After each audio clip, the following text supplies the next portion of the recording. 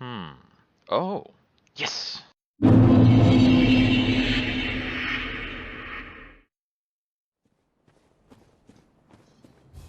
we go. Yep, the Shadows of Yharnam. So, we've got a trio fight here. Oh, what's it called?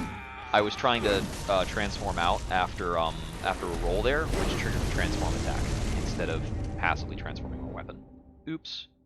I have done that several times. Pigs. I should probably try just not dying. This fight is really tricky, though. Not only are we managing 3 enemies, these enemies all have multiple phases that can be triggered independently, if I remember correctly.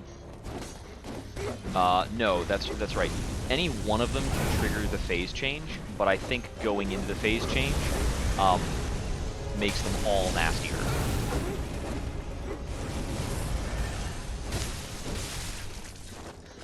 So we have to measure the benefits of killing off one of them against the detriment of empowering the other 2.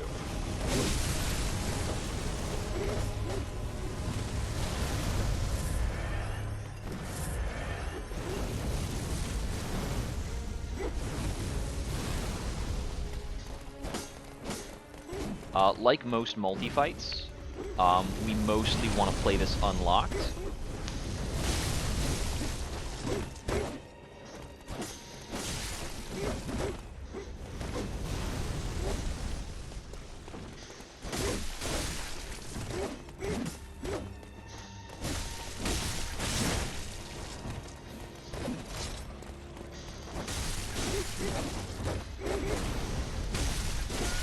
Okay, he's phasing.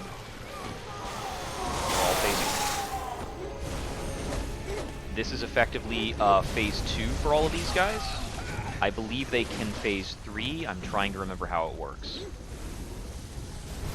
But now they've got, like, weird snake reach stuff going on. They can do, like, snaky attacks. They can spring up attacks from the floor. Yeah, that little fire slash there, little long-reaching.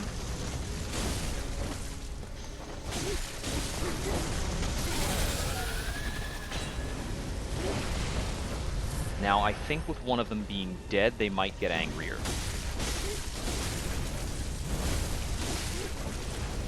The Pyromancer is going to be doing some more dangerous stuff.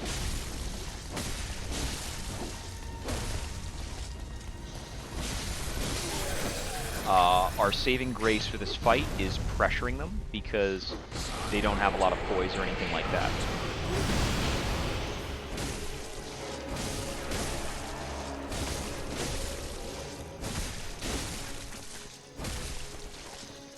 I'm managing my stamina a bit. There we go. That's the Shadows of Yharnam. And fight the boss. This area and this segment encouraged me to make like a full story arc in a LARP. And if my players are watching, then kudos to them. They get to understand a bit of my design process for, you know, watching my stream. Oh, right, his head is actually not the weak point. Oops.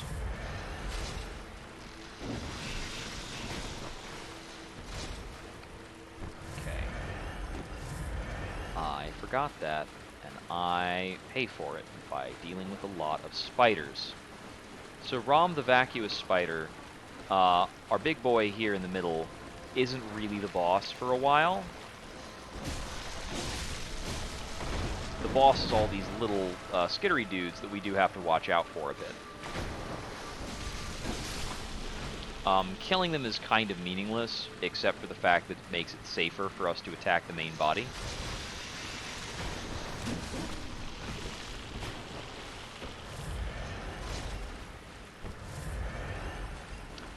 When we get to the later phases, he starts being able to cast spells, and that can be troublesome.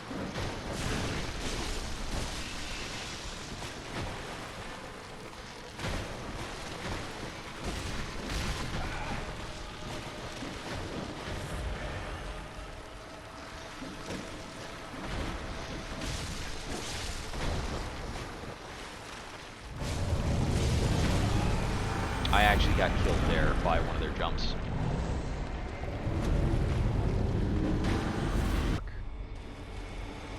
Okay, now that we've triggered the fight with him once, he will get the spiders immediately on any subsequent attempts, which is a bummer, because we can get killed very easily by these spider leap attacks. Distant, but lightning is very effective against them. So Rom's teleport just, like, completely abducted us into taking that attack from a spider.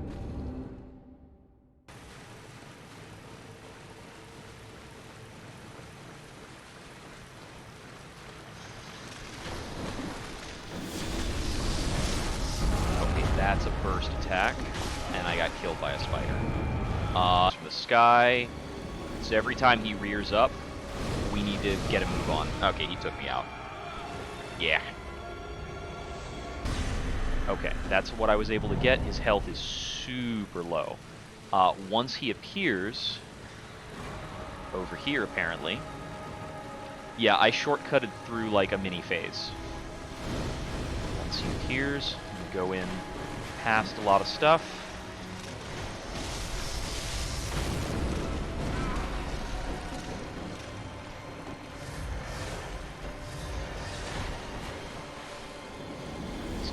Falling crystals. Okay, I want to just try and skirt past some guys. That's a burst attack. That got me. Okay.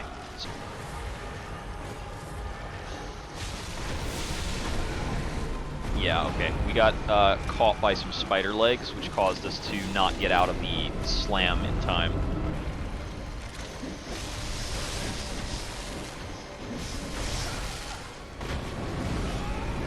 Killed me with that flop. Yeah, that random flop spasm killed me because I took a spider hit. Guys, but we're watching Rom very closely. That's falling rocks. Okay. That's the burst. It killed me again. Okay. Because they hit me right on. Okay.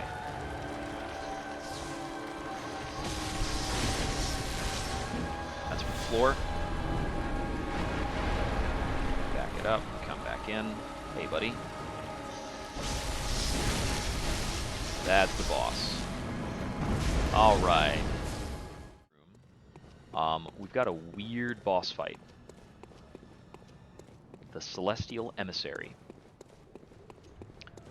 This is another one of those boss fights. It's like kind of trolly. This is like Deacons of the Deep level kind of stuff.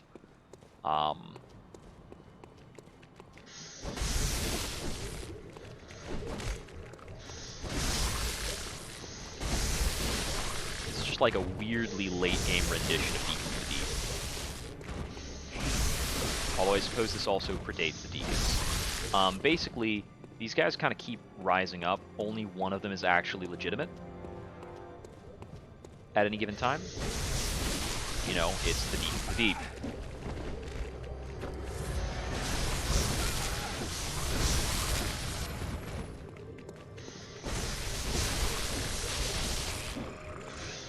So I guess this guy. I actually critical you? I guess you're not going to let me.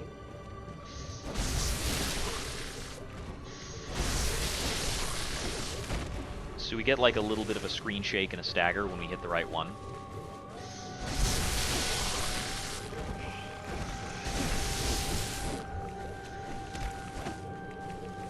The rest of them naturally give us like no friggin' peace.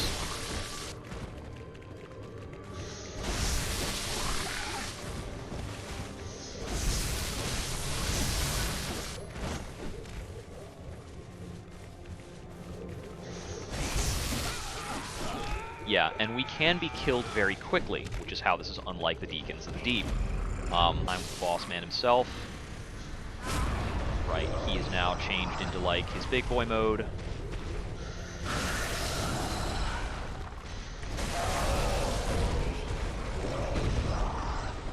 I believe he can cast some spells in this form as well.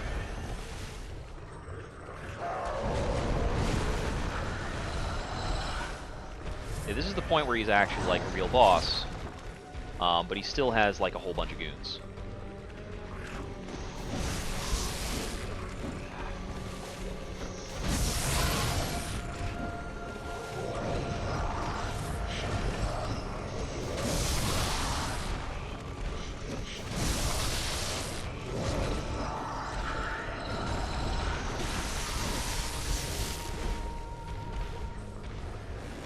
I don't think... Yeah, the goons are also not done spawning. More goons will show up.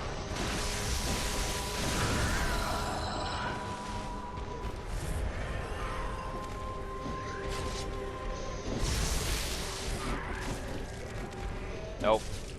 Missed a goon. Okay, now he's looking to cast magic. I forget how that even works or what he does.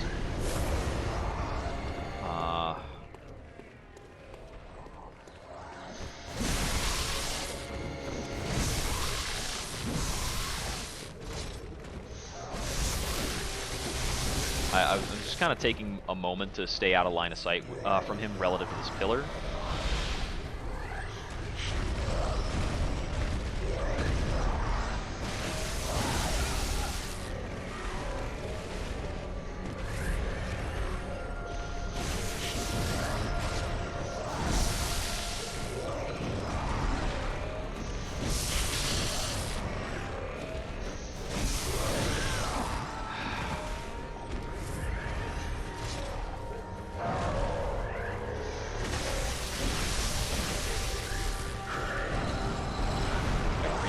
Die here.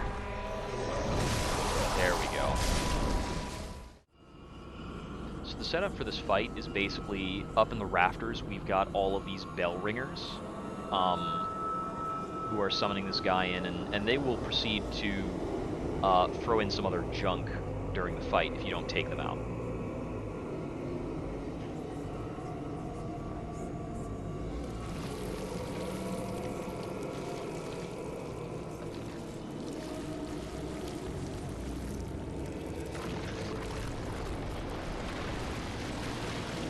So we've got this, like, horrid, squicky bone slug monster design for the boss. Pretty spooky.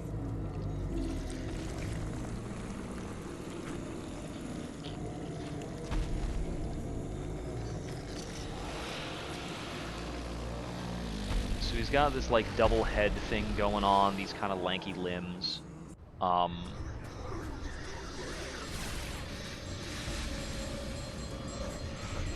I need to remember how to get up, or this fight ain't gonna go well. He's spitting some stuff at me. It doesn't kill me, so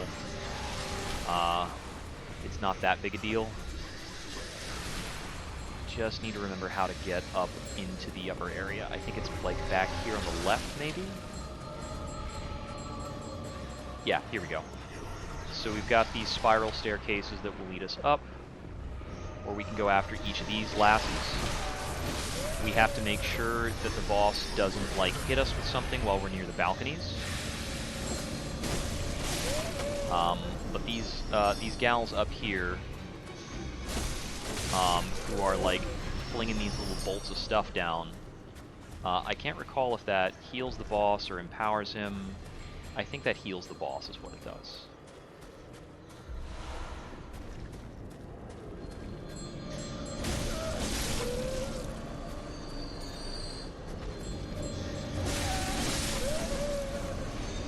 We gotta come around and kill all these gals. It's basically only once they're dead that you can fight the boss for real. Yeah, he materializes a thing above him that shoots... Yeah, that's right. The bone corpse guy on top of him is kind of a caster. He's got a little howling attack that he did there.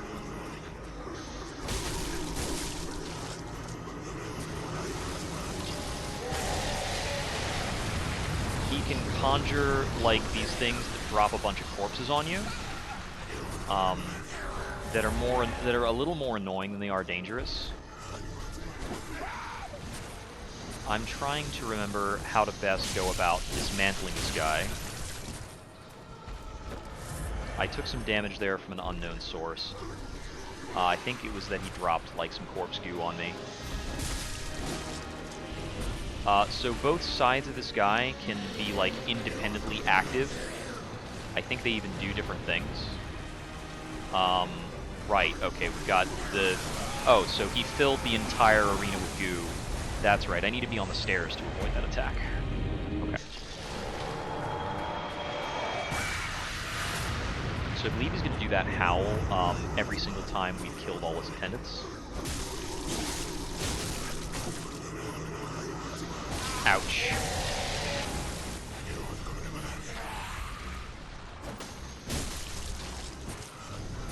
Ouch. So we got something dropped right on top of us while we were hurt. No, that was not actually the corpse drop. That was the like the bile shot. I had him on the floor, so I don't understand the rules at all.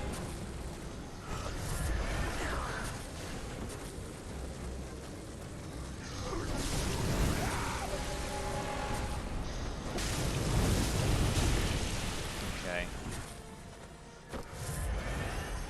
He's got like weird pimples now that are popping while I'm attacking, and it's causing like some retaliatory damage. There's the scream again. Wager that's a phase change, but I don't know what's implied. He's casting Corpse Falls.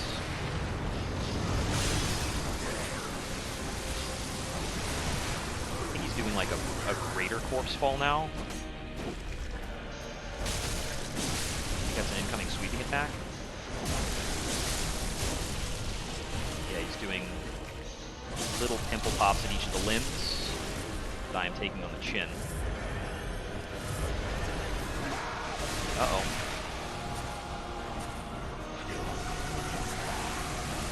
Oh, that's the phase 2. Both his sides are active now.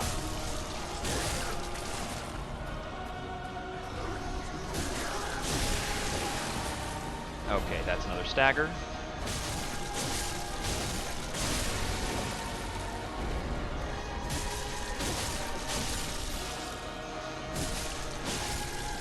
And there's the boss.